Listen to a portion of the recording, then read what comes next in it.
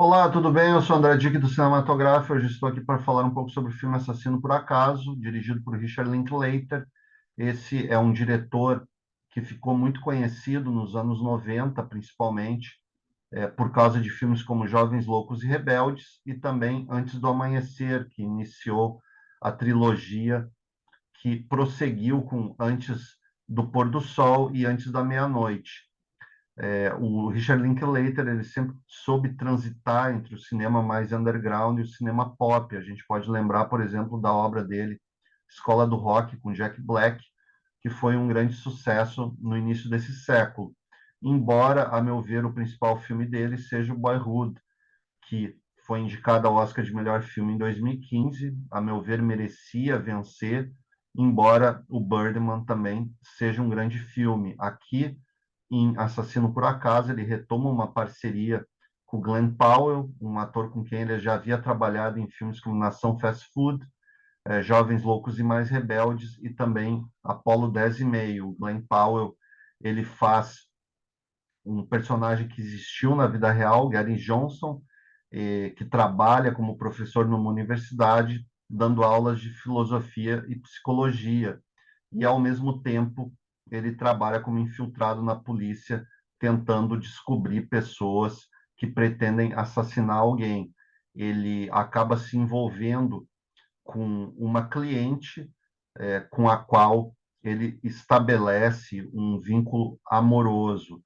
O diretor Richard Linklater ele trabalha muito bem o roteiro, como é de praxe nas suas obras.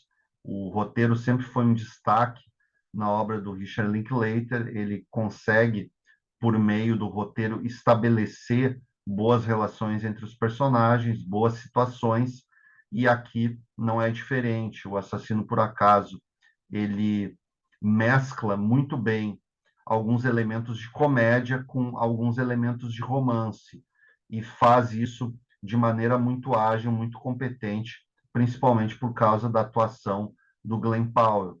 Esse é um ator que teve uma comédia de muito destaque na década passada, chamada O Plano Imperfeito, da Netflix. A partir dessa comédia, se poderia imaginar que ele chegaria logo ao estrelato, mas ele acabou fazendo mais sucesso apenas em 2022, na sua participação em Top Gun Maverick.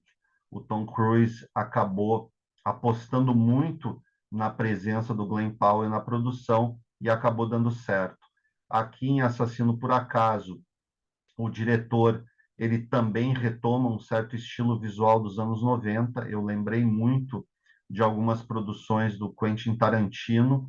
Alguns cenários remetem, por exemplo, ao Pulp Fiction, e o Richard Linklater faz isso de maneira muito efetiva. Ele é um diretor que transita muito bem, como eu falei, entre o cinema mais pop e o cinema underground. Ele também tem em seu currículo, além dessa trilogia, Antes do Amanhecer, Antes do Pôr do Sol e Antes da Meia-Noite, ele tem um drama espetacular na década passada chamado A Melhor Escolha, com Steve Carell. Esse é um drama muito subestimado, mas mostra muito do talento que tem o Linklater. Ele também tem, na sua trajetória, algumas animações interessantes, embora, a meu ver, realmente o destaque seja o Boyhood. O Assassino por Acaso, ele se insere nessa filmografia exitosa de maneira muito particular, principalmente por causa da atuação do Glenn Powell. É um filme que consegue retomar, como eu falei, alguns elementos do cinema dos anos 90, e nesse sentido ele trabalha com algumas questões existenciais referentes ao cotidiano muito interessantes.